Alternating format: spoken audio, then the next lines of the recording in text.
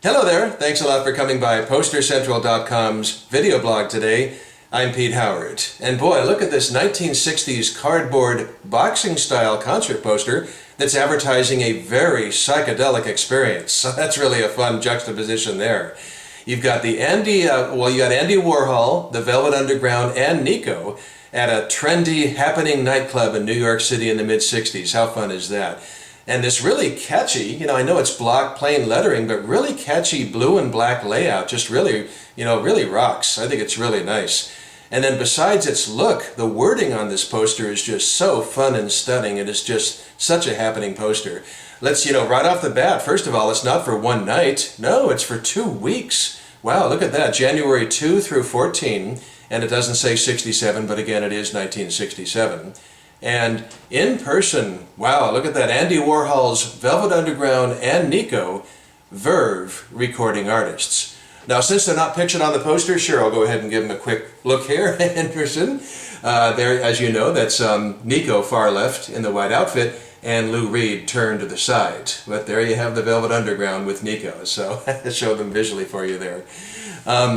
And then on the poster here, after the blue dots, I just love these dots sorted throughout the poster. They look really nice. After the blue dots, you've got the Steve Paul and Andy Warhol Underground Amateur Hour. Just let your imagination go, the fun stuff that must have been happening. And that's pretty prominent billing for just a club owner, right? I mean, but actually Steve Paul was much more than that. He was quite a scenester at the time in New York City. And matter of fact, sure, let's give him some love too. Here's a picture of Steve Paul, so you can put a face with a name there, and that's exactly what he looked like in the mid-60s. But he went on to quite a distinguished career in the music business. He would manage blues guitarist legend Johnny Winter, and Steve also started Blue Sky Records, which was the home to Johnny and his brother Edgar Winter, as well as Rick Derringer, and even Muddy Waters in the twilight of his career. But in the 1960s, it was the scene that he was doing, and a lot of great musicians made the scene and played this club, and we're talking Jimi Hendrix, Janis Joplin, and the Doors all played at the scene. So then, continuing with this fun wording, you do have in person stars of the Chelsea Girls, which was Andy Warhol's experimental underground film of the previous year, 1966, and actually his first major commercial success. And then you've got Andy Warhol for the third time on the poster. Oh boy, getting a lot of name checks there, but I got to get in just a little bit closer because this is where the wording gets the most fun. Check this out under Andy Warhol's third time. You've got gurus, creative people, pop celebrities, society submergers, super spatials, swamis, and me. And of course, many of those tags could apply absolutely to Andy Warhol, the name above them. And then you've got two genuinely great groups nightly below that, as you can see. And then finally, Steve Paul's The Scene, 46th and 8th, and that's the Times Square Theater District.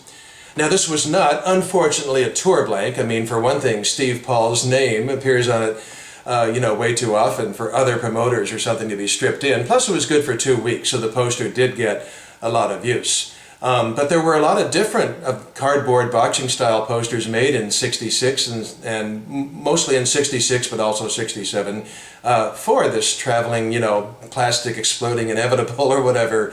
And so this is about the coolest though. This is the most. I just like this one the most. Let's put it that way. And it was done by the Murray Poster Printing Company in New York, and the credit is down there at the bottom. Now, by the way, at this point in January of '67, the Velvet Underground had already recorded their first album, but not released it yet because there was a lot of holdups due to the production of that famous Banana cover by Andy Warhol. But they had put out a couple of singles on Verve Records, All Tomorrow's Parties, and then in December, just before this, Sunday Morning. And everything was, commercial flop on the charts, but powerfully influential going forward. And boy, I'll tell you, it's for all the fun reasons I've given you to have this in a collection, this poster. How about the provenance of this exact piece of cardboard I'm holding?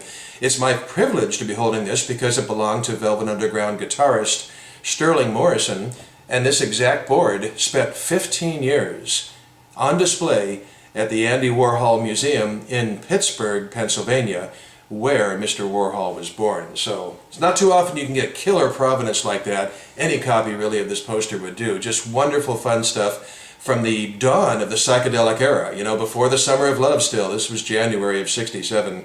Andy Warhol, Velvet Underground, and Nico. No banana and no picture, otherwise just a killer timepiece and a great poster, great fun.